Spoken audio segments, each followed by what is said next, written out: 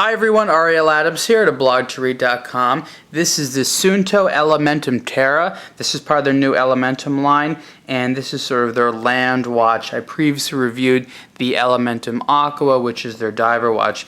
This watch is very similar in style, but it has different features, and you'll notice that it has an additional pusher there. This watch basically has a compass and a barometer slash altimeter. It also has the time, the date, a second time zone, as well as a basic chronograph function. It's pretty easy to use, and I like how simple and straightforward it is. As you can see, the dial is pretty large, very, very clear LCD. There is also a negative LCD which is available, and it's really a breeze to have, and you'll really appreciate how simple and straightforward it is. On the dial you get some information all the time. There's the date down here, the time, then there's your altitude, and then there's a barometer. These arrows sort of is the trend, so you can help predict weather. And then around here you have, see there's a little dot right there, that's for the barometric pressure on the two different scales that you'll need it in.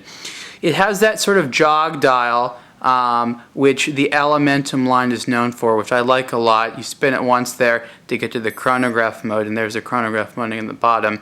You don't need to switch it to any different type of mode screen for that to occur. There's a logging function for the altimeter if you want to track your descent or your ascent when you're hiking, and there's a couple of other functions that are relatively easy. There's also a nice backlight there, kind of hard to tell right there, it's not really too dark in here. This version comes on a nice leather strap. It's also available on rubber, and there's a metal bracelet. You can see what the metal bracelet looks like in the Elementum Aqua review I have. The watch is overall pretty easy to use. One of my gripes about it is that the instruction manual that came with the watch is pretty inaccurate.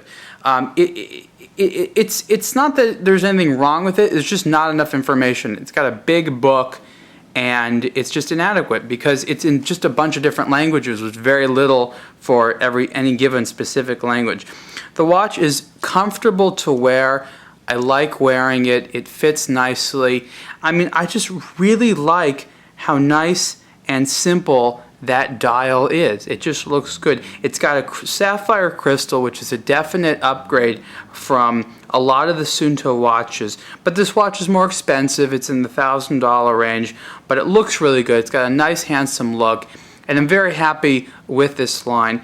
Suunto did a couple of interesting things because it limited each watch, meaning that you'd have watches in the past that have a lot of different types of functionality built into it, and they sort of strip these down into just a couple of basic things. I'm going to put this into compass mode right here, and you can see that would be the pin, and I kind of have to put it in a horizontal position here. It's going to be hard to see on camera, but it works pretty nicely there as well, and it's just a push of a button, you get that. So good watch, good execution of the functions that it does have.